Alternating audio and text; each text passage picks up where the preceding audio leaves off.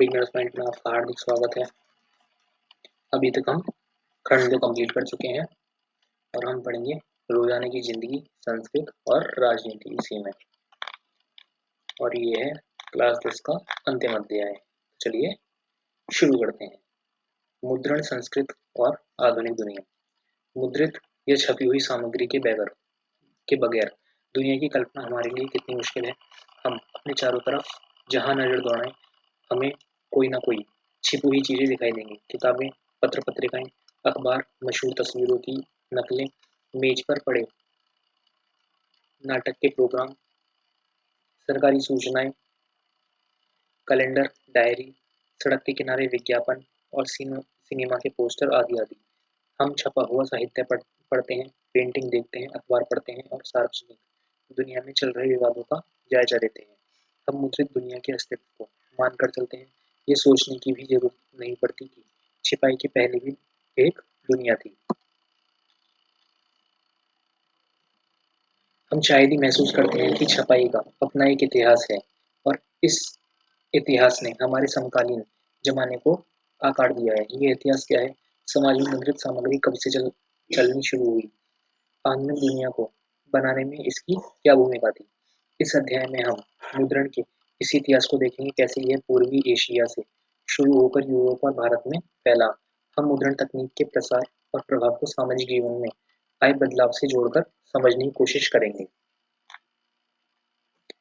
ठीक है। प्रिंट के आने से पहले पुस्तक निर्माण। अखलाक ए नसीरी 1595 से भारत का एक शाही वर्कशॉप। भारत में छपाई आने से काफी पहले यहाँ पर पाठ को पहले बोलकर लिखाया जा रहा है, फिर तस्वीर बनाई जा रही है। पुस्तक निर्माण में सुलेखन और चित्रकारों को बहुत महत्व था। छापे खाने के आने के बाद इन कलाओं का क्या हुआ, ये सोचने लायक है। शुरुआती छपी किताबें। मुद्रण की सबसे पहली तकनीक चीन, जापान, कोरिया में विकसित हुई। ये छपाई हाथ से होती थी।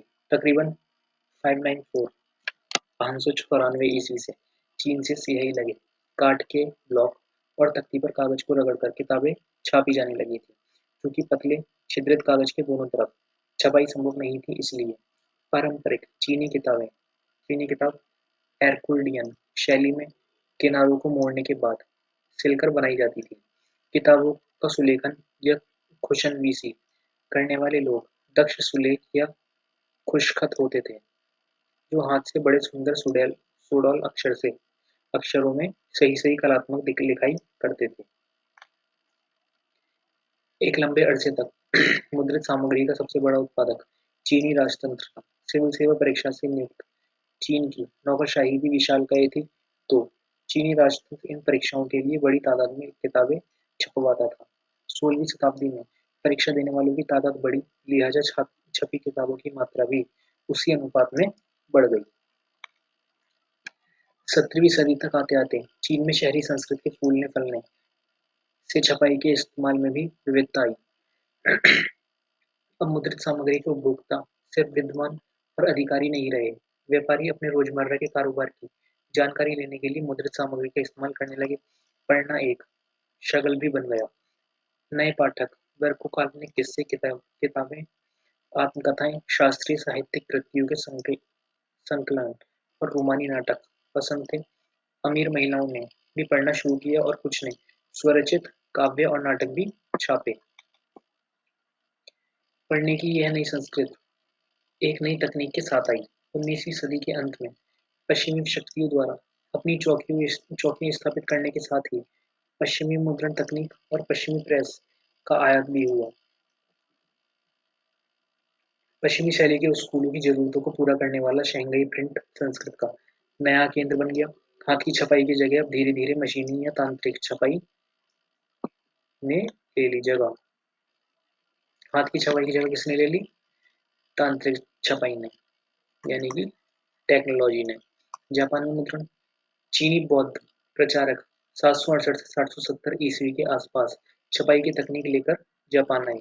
जापान की सबसे पुरानी 868 ईस्वी में छपी पुस्तक डायमंड सूत्र है। ये कब छपी है? 868 में डायमंड सूत्र का एक पन्ना है। जिसमें पाठ के साथ साथ कार्ड पर खुदे चित्र हैं। तस्वीरें अक्सर कपड़ों, ताश के पत्तों, कागज के नोटों पर बनाई जाती थी। मध्यकालीन जापान में कवि भी छपते थे और गद्यकार भी, और किताबें सस्ती और सुलभ थीं।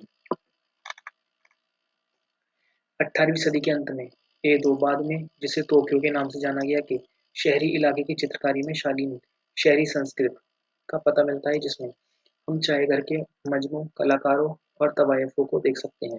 हाथ से मुद्रित तरह तरह की सामग्री, महिलाओं, संगीत के साजों, हिसाब किताब, चाय अनुष्ठान, फूलसाजी, शिष्टाचार और रसोई पर लिखी किताबों से पुस्तकालय में दुकानें अटी पड़ी थीं। 13वीं सदी के मध्य में त्रिपिटका कोरियाना वुड ब्लॉक्स मुद्रण के रूप में बौद्ध ग्रंथों का कोरियाई संग्रह है। इन ग्रंथों को लगभग 80,000 वुड ब्लॉक्स पर उकेरा गया था। इन्हें 2007 में UNESCO memory of the world register में अंकित किया गया। ये क्या है? त्रिपिटका कोरियाना। कितागावा उतामारू 1753 ईस्वी में एदो में पैदा हुए उतामारू ने उकियो तैरती दुनिया की चित्र नाम की एक नई चित्रकला शैली में अहम योगदान किए, जिनमें आम शहरी जीवन का मुद्रण किया गया। इनकी छवि प्रतियां यूरोप और अमेरिका पहुंची और मोने और वान गॉग जैसे चित्रकारों को प्रभावित किया। त्सुताया बुरो जैसे प्रकाशकों ने विषय चुनकर कलाकारों से उन पर चित्र बनाने का करार किया जाता। फिर चित्रकार विषय की रूपरेखा बनाते थे। इसके बाद हुनरमंद वुड ब्लॉक्स शिल्पी चित्रकार द्वारा बनाई गई रूपरेखा की तख्ती पर छिपाकर उसकी आकृति को उकेर लेते थे। इस प्रक्रिया में मूल आरेख तो गायब हो जाता था, पर उसकी छाया नकल बच जाती थी। किताबा ऊतामारू की एक उकिया रचना ये है। ये सुबह का नजारा। रचयिता शुन्मोन कुबो 18वीं सदी के अंत में। यूरोप में मुद्रण का आना। सदियों तक चीन से रेशम और मसाले रेशम मार्ग से यूरोप आते रहे थे। 11वीं सदी में चीनी कागज भी उसी रास्ते वहां पहुंचा। कागज ने किताबियों, कातिबों या मिशू द्वारा सावधानी पूर्वक लिखी गई पांडुलिपियों के उत्पादन को मुमकिन बनाया। फिर 1295 ईस्वी में मार्को पोलो नामक महान खोजी यात्री चीन में काफी साल तक खोज करने के बाद इटली वापस लौटा। जैसा कि आपने ऊपर पढ़ा, चीन के पास वुड ब्लॉक्स काठ की तख्ती वाली छपाई की तकनीक पहले से मौजूद थी। मार्को पोलो यह ज्ञान अपने साथ लेकर लौटा। फिर क्या था? इतालवी भी तख्ती की छपाई से किताबें निकालने लगे और जल्दी ही यह तकनीक बाकी यूरोप में फैल गई। मुद्रित किताबों को सस्ती, अश्लील मनाने वाले कुलीन वर्गों और भिक्षु संघों के लिए छपी किताबों के विलासी संस्करण अभी भी बेशकीमती वेलम या चर्मपत्र पर ही छपते थे। व्यापारी विश्वविद्यालय के विद्यार्थी सस्ती मुद्रित किताबें खरीदते थे। किताबों की मांग बढ़ने के साथ साथ यूरोप भर के पुस्तक विक्रेता विभिन्न देशों में निर्यात करने लगे। अलग अलग जगहों पर पुस्तक मेले लगने लगे। बढ़ती मांग की आपूर्ति के लिए हस्तलिखित पांडुलिपियों के उत्पादन के भी नए तरीके सोचे गए।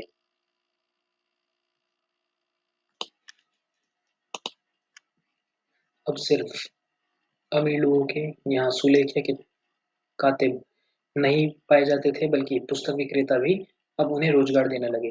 आमतौर पर एक विक्रेता के यहाँ 50 कातिब काम करते थे। ये है जिकजी कोरिया। कोरिया की जिकजी मूवेबल मेटल टाइप के साथ मुद्रित दुनिया की सबसे पुरानी मौजूदा पुस्तकों में से एक है। इसमें जैन बौद्ध धर्म की मुख्य विशेषताएं हैं। पुस्तक में भारत, चीन, कोरिया के लगभग 150 बौद्ध भिक्षुओं का उल्लेख किया गया है। इसे 14वीं शताब्दी के अंत में मुद्रित किया गया था। पुस्तक का पहला खंड उपलब्ध नहीं है। दूसरा खंड फ्रांस की नेशनल लाइब्रेरी में उपलब्ध है। यह कार्य मुद्रण संस्कृत में एक महत्वपूर्ण तकनीकी परिवर्तन साबित हुआ। यही कारण है कि इसे 2001 में UNESCO memory of the world register में अंकित किया गया। लेकिन किताबों की आबाद बढ़ती मांग हस्तलिखित पांडुलिपियों से पूरी नहीं होने वाली थी। नकल उतारना बेहद खर्चीला, समय साध्य और श्रम साध्य काम था। पांडुलिपियां अक्सर नाजुक होती थी। उनके लाने ले जाने, रख रखाव में तमाम मुश्किलें थी, इसलिए उनका सर्कुलेशन चलन गशत सीमित रहा। तो किताबों की बढ़ती मांग के चलते वुड ब्लॉक प्रिंटिंग तख्ती की छपाई उत्तरोत्तर लोकप्रिय होता गया। 15वीं सदी की शुरुआत तक यूरोप में बड़े पैमाने पर तख्ती की छपाई का इस्तेमाल करके कपड़े, ताश के पत्ते और छोटी छोटी टिप्पणियों के साथ धार्मिक चित्र छापे जा रहे थे। जाहिर है कि किताबें छापने के लिए इससे भी तेज और सस्ती मुद्रण तकनीक की जरूरत थी। ऐसा छपाई की एक नई तकनीक के आविष्कार से ही संभव होता, जो 1430 के दशक में स्ट्रैसबर्ग के योहान गुटेनबर्ग ने अंततः कर दिखाया। गुटेनबर्ग और प्रिंटिंग प्रेस। गुटेनबर्ग के पिता व्यापारी थे और वह खेती की एक बड़ी रियायत में पल बढ़कर बड़ा हुआ। वह बचपन से ही तेल और जैतून पेरने की मशीन देखता आया था। बाद में उसने पत्थर पर पॉलिश करने की कला सीखी, फिर सुनहरी, और अंत में उसने शीशे को इच्छित आकृतियों में गढ़ने में महारत हासिल कर ली। अपने ज्ञान और अनुभव का इस्तेमाल अब उसने अपने नए आविष्कार में किया। जैतून प्रेस की प्रिंटिंग प्रेस का मॉडल या आदर्श बना और सांचे का उपयोग अक्षरों की धुताई आकृतियों को गढ़ने के लिए किया गया। गुटेनबर्ग ने 1448 तक अपना यह यंत्र मुकम्मल कर लिया था। उसने जो पहली किताब छापी वह बाइबल थी।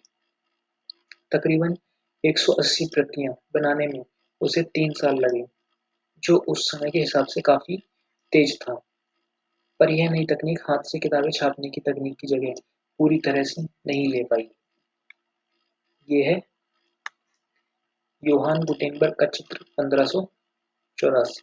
शुरू में तो छपी किताबें भी अपने रंग रूप और साज सज्जा में हस्तलिखित पांडुलिपियों जैसी दिखती थी।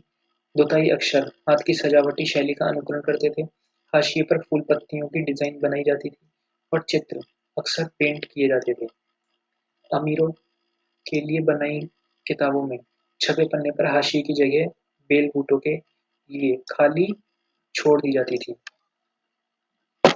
हर खरीदार अपनी रुचि के हिसाब से डिजाइन और पेंटर खुद तय करके उसे संवार सकता था। करीब 100 साल के दरमियान 1450 से 1550 यूरोप के ज्यादातर देशों में छापेखाने लग गए थे। जर्मनी के प्रिंटर या मुद्रक दूसरे देश जाकर नए छापेखाने खुलवाया करते थे। छपाई खाने की संख्या में वृद्धि के साथ साथ पुस्तक उत्पादन में कमाल की बढ़ोतरी हुई। 15वीं सदी के दूसरे हिस्से में यूरोप के बाजार में 2 करोड़ मुद्रित किताबें आई। यह संख्या 16वीं सदी में 20 करोड़ हो गई। हाथ की छपाई की जगह यांत्रिक मुद्रण के आने पर ही मुद्रण क्रांति संभव हुई। ये गुटेनबर्ग प्रिंटिंग प्रेस है, ठीक। इसको उससे लगा लंबा हैंडल देखें, इसकी मदद से ये सब दिखा रखा है। इसमें स्क्रू है, इसको घुमाता है, हैंडल ये टाइट हो जाता है, ये बीच में पेपर रखा है और यहाँ से ये ब्लॉक हो जाता है, तो पेपर पे वो छप जाता है। और ये क्या है, ये फ्रेम है। यूरोप की पहली छपी किताब गुटेनबर्ग की बाइबल के कुछ पन्ने आई है। एक मुद्रक की वर्कशॉप 16वीं सदी। ये एक मुद्रक की वर्कशॉप है, इसमें काम चल रहा है ये, ठीक है। मुद्रण क्रांति और उसका असर। मुद्रण क्रांति क्या थी?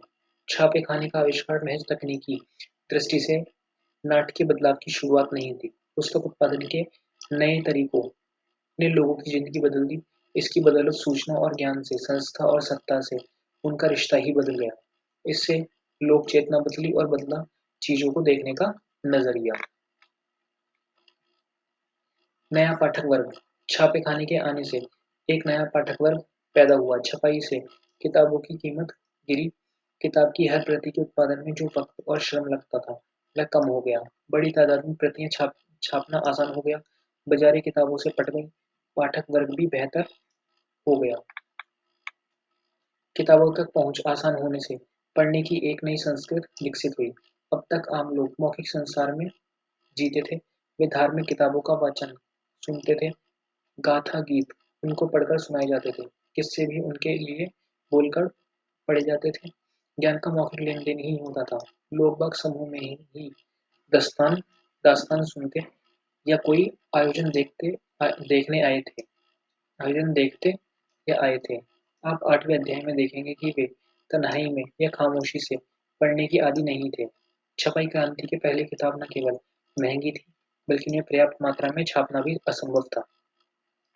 अब किताबें समाज के व्यापक तबकों तक पहुंच सकती थी। अगर पहले की जनता श्रोता थी, तो कह सकते हैं कि अब पाठक जनता अस्तित्व में आ गई थी। लेकिन यह संक्रमण सरल नहीं था। किताबें सिर्फ साक्षर ही पढ़ सकते थे और यूरोप के अधिकांश देशों में 20वीं सदी तक साक्षरता की दर सीमित थी। प्रकाशकों के लिए सवाल था कि लोगों में छपी किताब के प्रति दिलचस्पी कैसे जगाएं। इसके लिए उन्हें मुद्रित कृति की व्यापक पहुंच का ध्यान रखना था।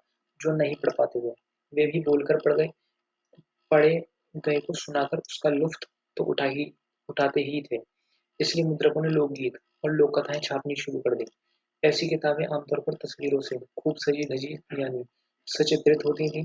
फिर इन्हें सामूहिक ग्रामीण सभाओं में या शहरी शराब घरों में गाया सुनाया जाता था। इस तरह मौखिक संस्कृत मुद्रित संस्कृत में दाखिल हुई और छपी सामग्री मौखिक अंदाज में प्रसारित हुई। मौखिक और मुद्रित संस्कृतियों के बीच की विभाजक रेखा धुंधली पड़ गई। श्रोता और पाठक वर्ग एक दूसरे में घुल मिल गए।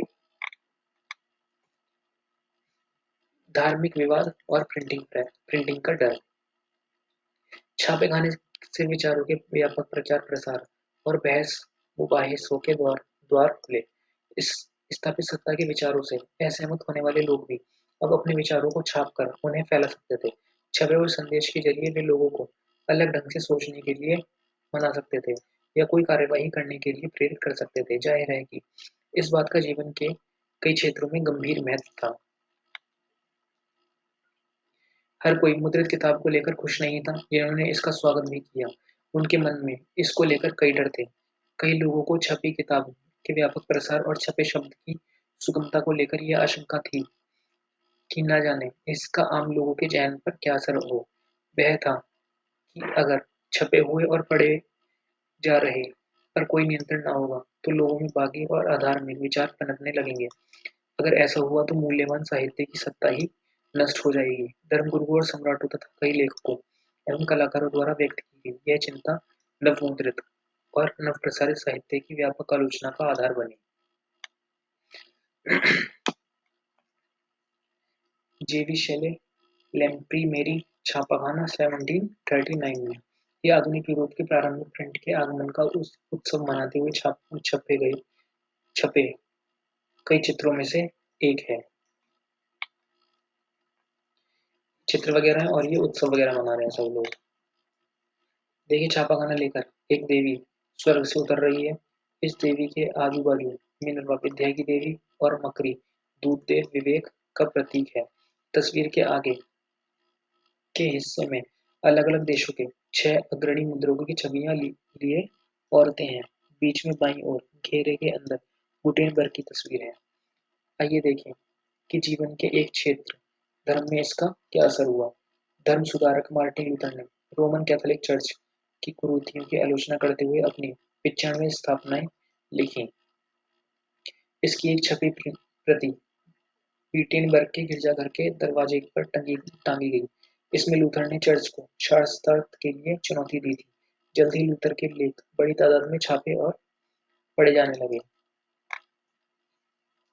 इसके नतीजे में चर्च में विभाजन हो गया। प्रोटेस्टेंट धर्म सुधार की शुरुआत हुई। कुछ ही हफ्तों में न्यू टेस्टामेंट के लूथर के तजुर्बे या अनुवाद की 5000 प्रतियां बिक गईं और 3 महीने के अंदर दूसरा संस्करण निकालना पड़ा। प्रिंट के प्रति तहे दिल से कृतज्ञ लूथर ने कहा, मुद्रण ईश्वर की दी हुई महानतम देन है, सबसे बड़ा तोहफा। कई इतिहासकारों का यह ख्याल है कि छपाई ने नया बौद्धिक माहौल बनाया और इसमें धर्म सुधार आंदोलन के नए विचारों के प्रसार में मदद मिली। मुद्रण और प्रतिरोध। छपे हुए लोकप्रिय साहित्य के बल पर कम शिक्षित लोग धर्म की अलग अलग व्याख्याओं से परिचित हुए। 16वीं सदी की इटली के एक किसान मेनुकियो ने अपने इलाके में उपलब्ध किताबों को पढ़ाना शुरू कर दिया था। उन किताबों के आधार पर उसने बाइबल के नए अर्थ लगाने शुरू कर दिए और उसने ईश्वर और सृष्टि के बारे में ऐसे विचार बनाए कि रोमन कैथोलिक चर्च उससे क्रुद्ध हो गया। ऐसे धर्म विरोधी विचारों को दबाने के लिए रोमन चर्च ने जब इनक्विजिशन धर्म द्रोहियों को दुरुस्त करने वाली संस्था शुरू किया तो मैनोकियो को 2 बार पकड़ा गया और आखिरकार उसे मौत की सजा दे दी गई। धर्म के पास ऐसे पाठ और उस पर उठाए जा रहे सवालों से परेशान रोमन चर्च ने प्रकाशकों और पुस्तक विक्रेताओं पर कई तरह की पाबंदियां लगाईं। 1558 ईस्वी से प्रतिबंधित किताबों की सूची रखने लगे।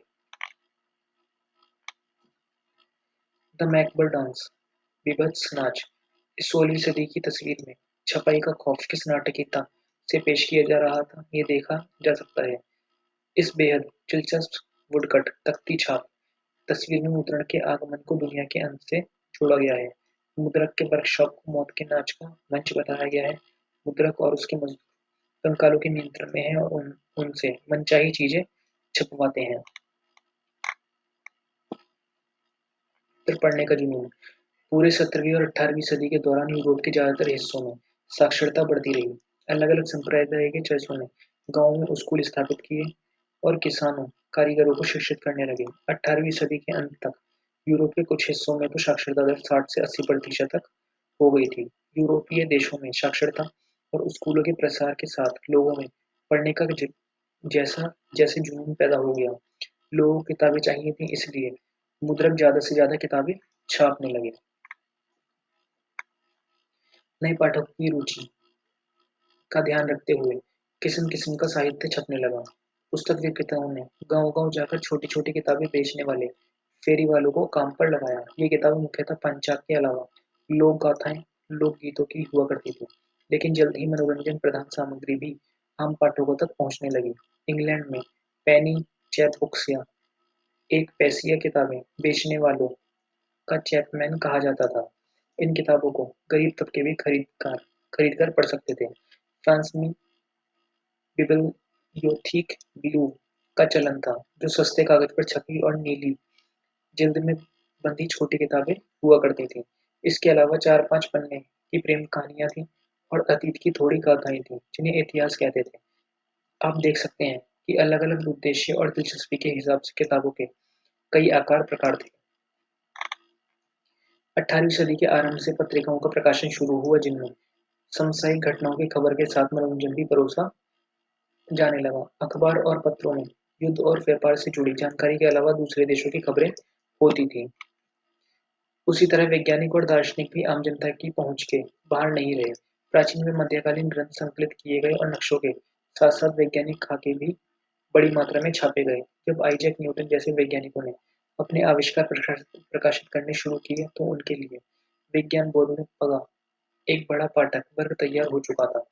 टॉमस पेन, वॉल्टेयर, ज्यां-जाक रूसो जैसे दार्शनिकों की किताबें भी भारी मात्रा में छपने और पढ़ी जाने लगी। जाहिर है कि विज्ञान, तर्क और विवेकवाद के उनके विचार लोकप्रिय साहित्य में भी जगह पाने लगे। 1791 में लंदन के एक प्रकाशक जेम्स लॉन्गेटन ने डायरी में यह लिखा, पिछले 20 सालों में किताबों की बिक्री में आमतौर पर बेतहाशा वृद्धि हुई है। गरीब किस्म के किसान या गांव के लोग, जो पहले अपनी शामें डायन जोगिन और भूत प्रेत की कहानियां सुनते हुए बिताते थे, अब अपनी संतानों द्वारा पढ़े गए रोमानी या अन्य किस्सों को सुनने का आनंद लेते हुए जाड़े की रातों को छोटी करने लगे हैं। अगर जॉन शहर जा रहा है, तो उसे सख्त हिदायत की जाएगी कि वह पेरिग्रिन पिकल्स एडवेंचर लेकर आए, और अगर डॉली अंडे बेचने जा रही है, तो उसे कहा जाता है कि वह the history of Joseph Andrews लेकर ही वापस लौटे। दुनिया के जालिमों, अब तो हिलोगे तुम। 18वीं सदी के मध्य तक यह आम विश्वास बन चुका था कि किताबों के जरिए प्रगति और ज्ञानोदय होता है। कई सारे लोगों का मानना था कि किताबें दुनिया बदल सकती हैं, कि वे निरंकुशवाद और आतंकी राजसत्ता से समाज को मुक्ति दिलाकर ऐसा दौर लाएंगी जब विवेक और बुद्धि का राज होगा। 18वीं सदी फ्रांस के एक उपन्यासकार लुई सेब्स्टियन मर्सिए ने घोषणा की कि छापाखाना प्रगति का सबसे ताकतवर औजार है। इससे बन रही जनमत की आंधी में निरंकुशवाद उड़ जाएगा। मर्सिए के उपन्यासों में नायक अक्सर किताबें पढ़ने से बदल जाते हैं। वे किताबें घोटते हैं और किताबों की दुनिया में जीते हैं और इसी क्रम में ज्ञान प्राप्त कर लेते हैं। ज्ञानोदय को लाने और निरंकुशवाद के आधार को नष्ट करने में छापेखाने की भूमिका के बारे में आश्वस्त मर्सी ने कहा, हे निरंकुशवादी शासकों, अब तुम्हारे कांपने का वक्त आ गया है। आभासी लेखक की कलम के जोर के आगे तुम हिल उठोगे। मुद्रण संस्कृत और फ्रांसीसी क्रांति। कई इतिहासकारों का मानना है कि मुद्रण संस्कृत ने फ्रांसीसी क्रांति के लिए अनुकूल परिस्थितियां रची। क्या हम दोनों में ऐसा संबंध बन सकते हैं? मूलतः तीन तरह के तर्क देखने लायक हैं। पहला, छपाई के चलते ज्ञानोदय की चिंतकों के विचारों का प्रसार हुआ। उनके लेखन के कुल मिलाकर परंपरा, अंधविश्वास, निरंकुशवाद की आलोचना पेश की। उन्होंने रीति रिवाजों की जगह विवेक के शासन पर बल दिया और मांग की कि हर चीज को तर्क और विवेक की कसौटी पर ही कसा जाए। उन्होंने चर्च की धार्मिक और राज्य की निरंकुश सत्ता पर प्रहार करके परंपरा पर आधारित सामाजिक व्यवस्था को दुर्बल कर दिया। वोल्टेयर और रूसो के लेखन का व्यापक पाठ वर्ग था और उनके पाठक एक नए आलोचनात्मक, सवालिया, तार्किक नजरिए से दुनिया को देखने लगे थे। दूसरा, छपाई ने वाद विवाद संवाद की नई संस्कृत को जन्म दिया। सारे पुराने मूल्य, संस्थाओं और कायदों पर आम जनता के बीच बहस मुहाइसे हुए और उनके पुनर्मूल्यांकन का सिलसिला शुरू हुआ। तर्क की ताकत से परिचित यह नई पब्लिक धर्म और आस्था को प्रशंसित करने का मोल समझ चुकी थी। इस तरह बनी सार्वजनिक दुनिया से सामाजिक क्रांति के नए विचारों का सूत्रपात हुआ। तीसरा, 1780 के दशक तक राजशाही और उसकी नैतिकता का मजाक उड़ाने वाले साहित्य का ढेर लग चुका था। इस प्रक्रिया में सामाजिक व्यवस्था को लेकर तमाम सवाल खड़े किए गए। कार्टूनों और कैचरों व्यंग्यचित्रों में यह भाव उभरता था कि जनता तो मुश्किलों में फंसी है, जबकि राजशाही भोग विलास में डूबी हुई है। भूमिगत घूमने वाले इस साहित्य ने लोगों को राजतंत्र के खिलाफ भड़काया। हम इन तर्कों को कैसे समझेंगे? इसमें तो कोई शक नहीं कि छपाई ने विचारों को फैलाने में मदद की, लेकिन याद रहे कि लोग बाग हर तरह की सामग्री पढ़ते थे। एक तरफ वे अगर रूसो और वोल्टेयर पढ़ रहे थे, तो दूसरी तरफ चर्च और राज्य का प्रोपेगेंडा या प्रचार भी। वे हर पढ़ी या देखी चीज से तो सीधे प्रभावित नहीं हो सकते थे। वे कुछ विचारों को स्वीकारते थे तो कुछ को नकारते भी थे, फिर चीजों को अपने ढंग से व्याख्या भी करते थे। इस तरह मुद्रण ने उनके मानस को सीधे तौर पर भले नहीं रचा हो, पर इसने अलग ढंग से सोचने की संभावनाएं जरूर खोली। ये फ्रांसीसी क्रांति के पहले कुलीन वर्ग और आमजन। 18वीं सदी के अंत का एक कार्टून। इस व्यंग्य चित्र में दिखाया गया है कि जनसाधारण, किसान, कारीगर और मजदूर किस तरह मुश्किल हालातों में थे, जबकि जिंदगी के मजे लेने वाला कुलीन वर्ग उनका दोहन करता है। इस तरह के कार्टूनों के चलन से क्रांति के पहले लोगों के दिल दिमाग पर खास असर हुआ। 19वीं सदी में यूरोप ने जन साक्षरता की दिशा में लंबी लंबी छलांगें लगाईं, जिसके बूते महिलाओं और बच्चों के रूप में बड़ी मात्रा में नया पाठक वर्ग तैयार हुआ।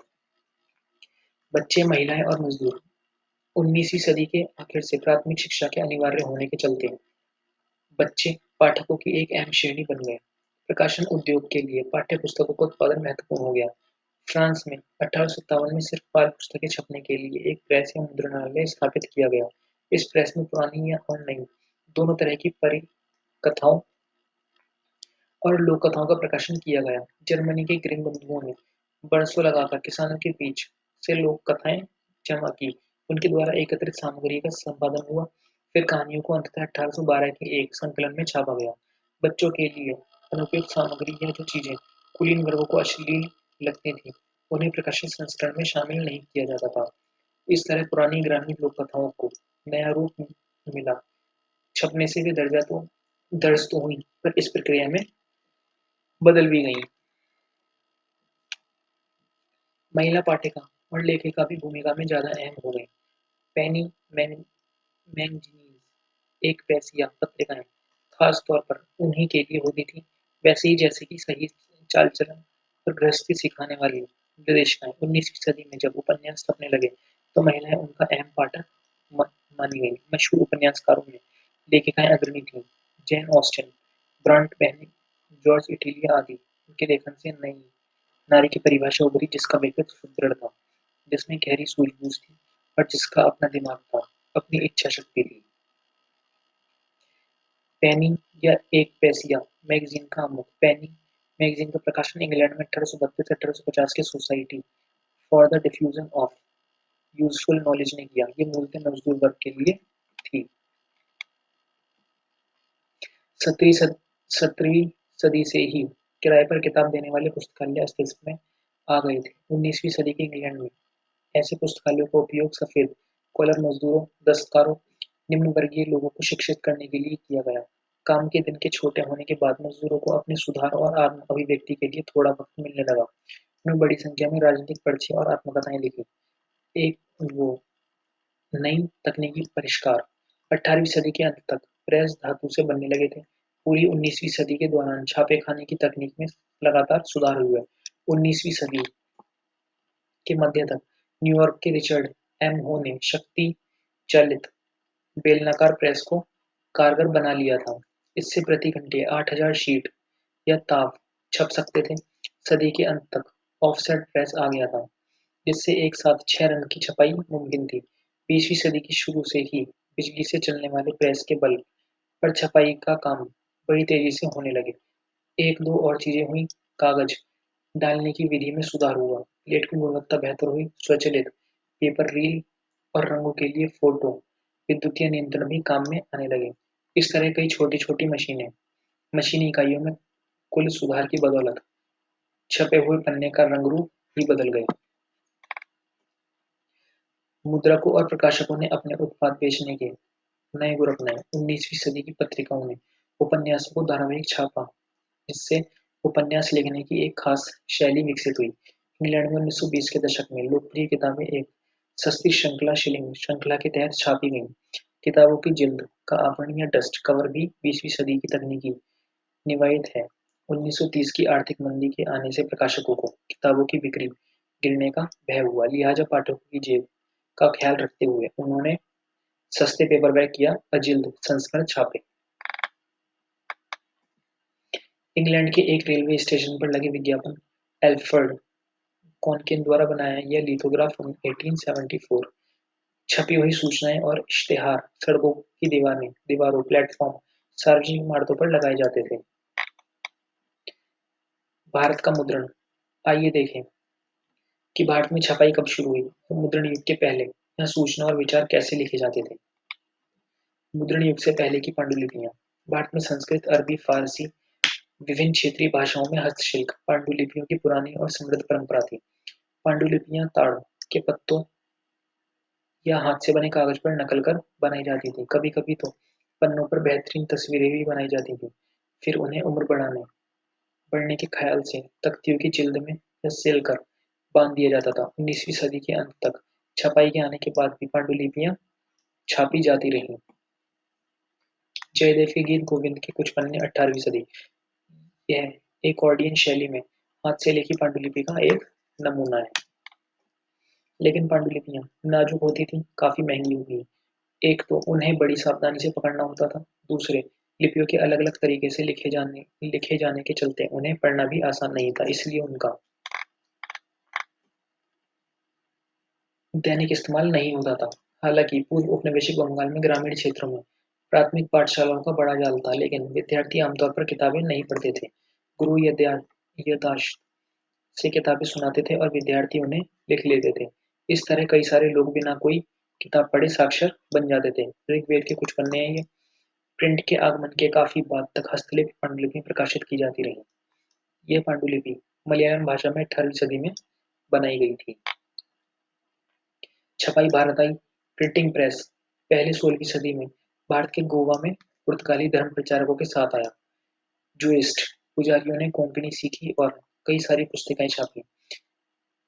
प्रिंटिंग प्रेस, ये क्वेश्चन कई बार आएगा, आता भी है। प्रिंटिंग प्रेस कौन लेके आया? पुर्तगाली।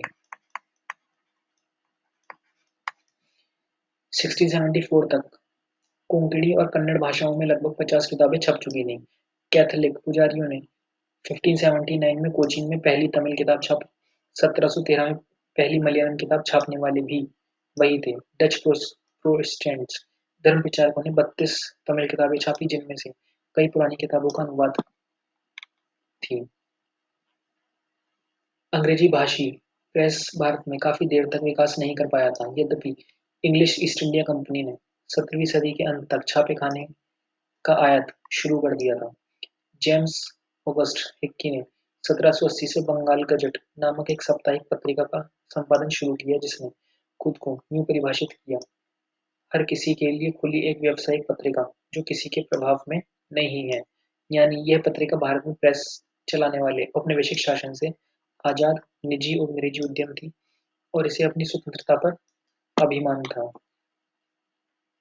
हिक्की ढेर सारे विज्ञापन छापता था, जिसमें दासों की बिक्री से जुड़े इश्तेहार भी शामिल थे, लेकिन साथ ही वह भारत में कार्यरत वरिष्ठ अंग्रेज अधिकारियों से जुड़ी गप्पबाजी भी छापता था। इससे नाराज होकर गवर्नर जनरल वॉरेन हेस्टिंग्स ने हिक्की पर मुकदमा कर दिया और ऐसे सरकारी आश्रय प्राप्त अखबारों के प्रकाशन को प्रोत्साहित करना शुरू कर दिया जो औपनिवेशिक राज की छवि पर होते हमलों से इसकी रक्षा कर सके। 18वीं सदी के अंत तक कई सारी पत्रिकाएं छपने लगी।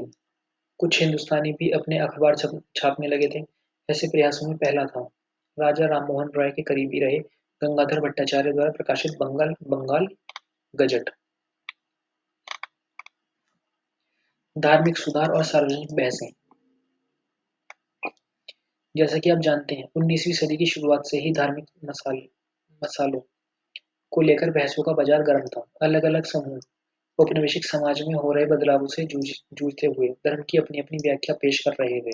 कुछ तो मौजूदा रीति रिवाजों की आलोचना करते हुए उनमें सुधार चाहते थे, जबकि कुछ अन्य समाज सुधारकों के तर्कों के खिलाफ खड़े थे। ये सारे वाद विवाद प्रिंट में सरेआम पब्लिक में हुए। छपी हुई पुस्तिकाओं और अखबारों ने न केवल नए विचारों का प्रचार प्रसार किया, बल्कि उन्होंने बहस की शक्ल भी तय की। इन बहसों में व्यापक जन समुदाय भी हिस्सा ले सकता था, अपने मत जाहिर कर सकता था। इस तरह के मतांतर से नए विचार उभरे। यह वह समय था जब समाज और धर्म सुधारकों तथा हिंद रूढ़िवादियों के बीच विधवादहा, एकेश्वरवाद, ब्राह्मण पुजारी वर्ग, मूर्ति पूजा जैसे मुद्दों को लेकर तेज बहस ठनी हुई थी। बंगाल में जैसे जैसे बहस चली, लगातार बढ़ती तादाद में पुस्तकों और अखबारों के जरिए तरह तरह के तर्क समाज के बीच आने लगे। ज्यादा से ज्यादा लोगों तक पहुंचने के ख्याल से इन्हें आम बोलचाल की भाषा में छापा गया। राम मोहन राय ने 1821 से संवाद कौमुदी प्रकाशित किया और रूढ़िवादियों ने उनके विचारों से टक्कर लेने के लिए समाचार चंद्रिका का सहारा लिया। दो फारसी अखबार, जाम-ए-जहांनामा और शमसुल अखबार 1882 में प्रकाशित हुए। उत्तर भारत में उलमा मुस्लिम राजवंशों के पतन को लेकर चिंतित थे। उन्हें डर था कि कहीं औपनिवेशिक शासक धर्मांतरण को बढ़ावा न दें या मुस्लिम कानून न बदल डालें। इससे निपटने के लिए उन्होंने सस्ते लिथोग्राफी प्रेस का इस्तेमाल करते हुए धर्म ग्रंथों के फारसी या उर्दू अनुवाद छापे और धार्मिक अखबार तथा गुटके निकाले। सन 1867 में स्थापित देवबंद समन सेमिनरी ने मुसलमान पाठकों को रोजमर्रा का जीवन जीने का सलीका और इस्लामी सिद्धांतों के मायने समझाते हुए हजारों फतवे जारी किए। पूरी 19वीं सदी के दौरान कई इस्लामी संप्रदाय और सेमिनरी पैदा हुए। धर्म को लेकर सबकी अपनी अपनी व्याख्याएं थी।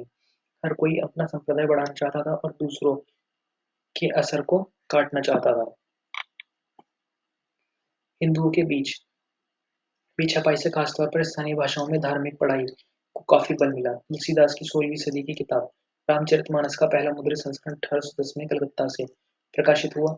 19वीं सदी के मध्य तक सस्ते लिथोग्राफी संस्करण से उत्तर भारत का बाजार पट गया। लखनऊ के नवल किशोर प्रेस और बंबई के श्री वेंकटेश्वर प्रेस में अनेक भारतीय भाषाओं में अनगिनत धार्मिक किताबें छपी। मुद्रित और लाने ले जाने में आसान होने के कारण आस्थावान इन्हें कहीं भी किसी समय पढ़ सकते थे। इन्हें अनपढ़ लोगों की बड़ी भीड़ में बोल बोल कर भी पढ़ा जा सकता था। मतलब यह था कि धार्मिक पुस्तकें बड़ी तादाद में व्यापक जन समुदाय तक पहुंच रही थी, जिसके चलते विभिन्न धर्मों के बीच और उनके अंदर बहस मुहावसे वाद विवाद संवाद की नई स्थिति बन गई थी। लेकिन प्रिंट ने समुदाय के बीच सिर्फ मत मतांतर ही नहीं पैदा किए बल्कि इसने समुदाय को अंदर से और विभिन्न हिस्सों को पूरे भारत से जोड़ने का काम भी किया। शोध गया अखबार में पूना के कृष्ण जी त्र्यंबक राणे राणे राणाडे मराठी का एक अखबार निकालना चाहता था जिसमें स्थानीय दिलचस्पी की तमाम उपयोगी खबरों को जगह मिल सके। इसमें सार्वजनिक उपयोगिता, वैज्ञानिक अन्वेषण के अलावा प्राक विद्या, सांख्यिकी जिज्ञासाओं, देश के विभिन्न हिस्सों के बारे में आमतौर पर और दक्कन पर खास तौर पर जानकारियां होंगी। ऐसे तमाम लोगों से मदद और संस्करण का निवेदन है जो ज्ञान के प्रसार और जन कल्याण के इच्छुक हैं। देसी अखबारों और राजनीतिक सभाओं की वही भूमिका होती है जो इंग्लैंड के हाउस ऑफ कॉमन्स में विपक्ष की होती है, यानी कि वह सरकारी नीतियों की आलोचनात्मक समीक्षा कर लोगों के हित साधने में असक्षम हिस्सों को निकालें और सुधार करें तथा उनको तेजी से लागू करने का काम करें। इन सबों को चाहिए कि वे देश के खास मुद्दों पर नाना तरह की सूचनाएं जमा करें और क्या संभव और वांछित सुधार है वह बताएं। इन कार्यों का काफी असर होगा। प्रकाशन के नए रूप, छापे खाने से नए तरह के लेखन के लिए भूख जागी। जैसे जैसे नए लोग पढ़ने लगे, छापे छपे हुए पन्नों में अपनी जिंदगी, अपने तजुर्बों, अपने भोगे हुए रिश्तों को देखने की चाहत बलवाती होती गई। यूरोप में विकसित उपन्यास नामक ये साहित्यिक विधा इन जरूरतों को पूरा करने में सक्षम थी। जल्दी ही इसने अपनी एक खास भारतीय शक्ल और शैली अख्तियार कर ली। अपने पाठकों को इसने अनुभव का नया संसार और मानव जीवन की विविधता का बोध प्रदान किया।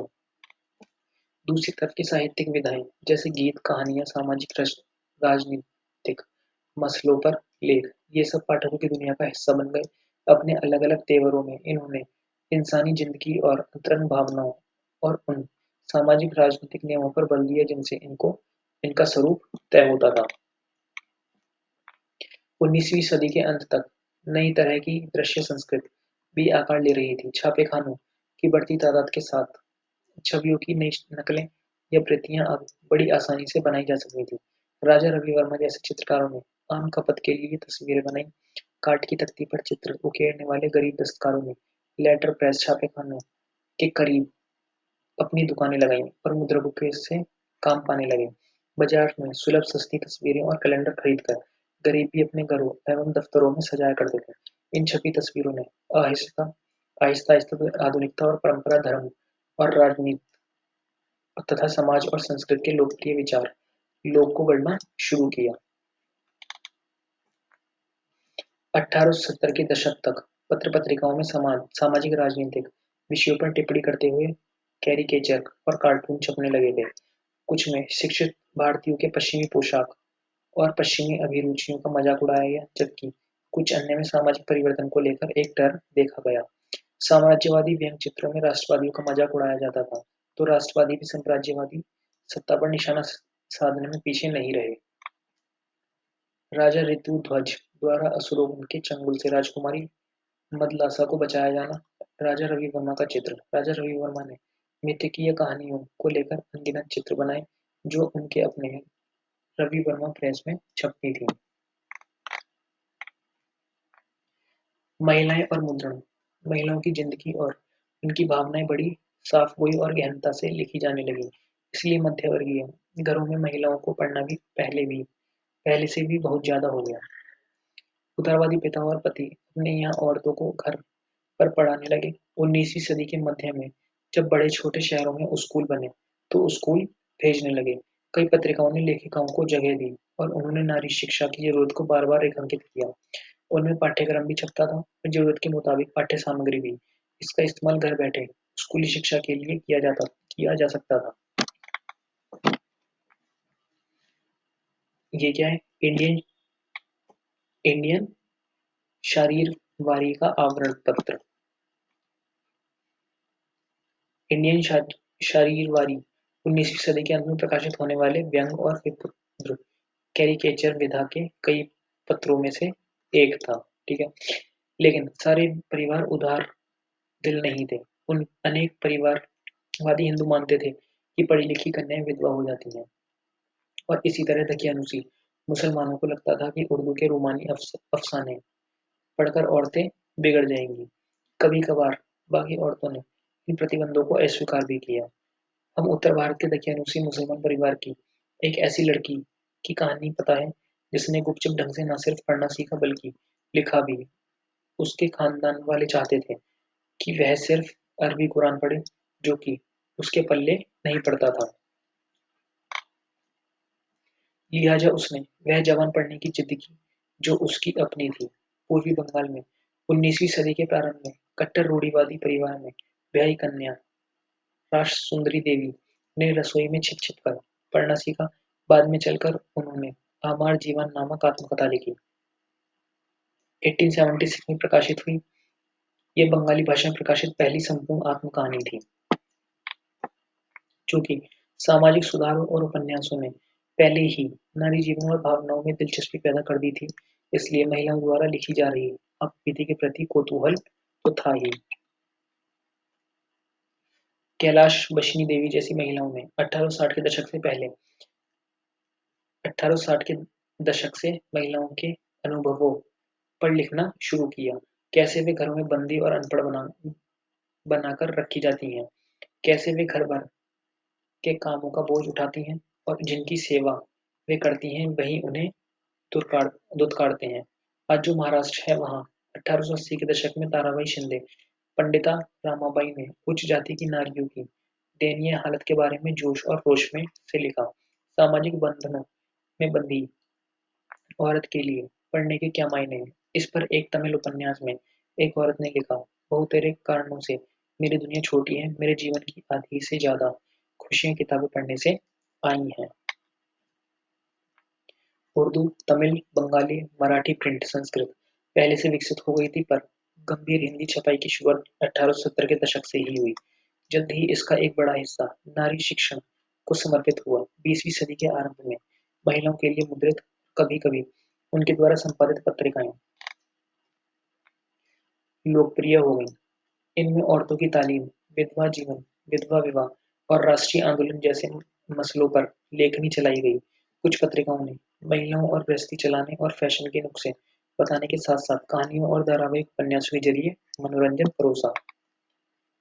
पंजाब में भी 20वीं सदी के आरंभ से ही लोकप्रिय लोक साहित्य बड़े पैमाने पर छापा गया। राम चड्ढा ने औरतों को आज्ञाकारी बीवी बनने की सीख देने के उद्देश्य से अपनी बेस्ट सेलिंग कृति स्त्री धर्म विचार लिखी। खालसा ट्रस्ट सोसाइटी, खालसा पुस्तिका सभा ने इसी तरह के संदेश देते हुए सस्ती पुस्तिकाएं छापी। अच्छी औरत बनने के उपदेश को कई बार संवाद के रूप में पेश किया गया। बंगाल में केंद्रीय कलकत्ता का एक पूरा इलाका बाटला लोकप्रिय किताबों के प्रकाशन को समर्पित हो गया।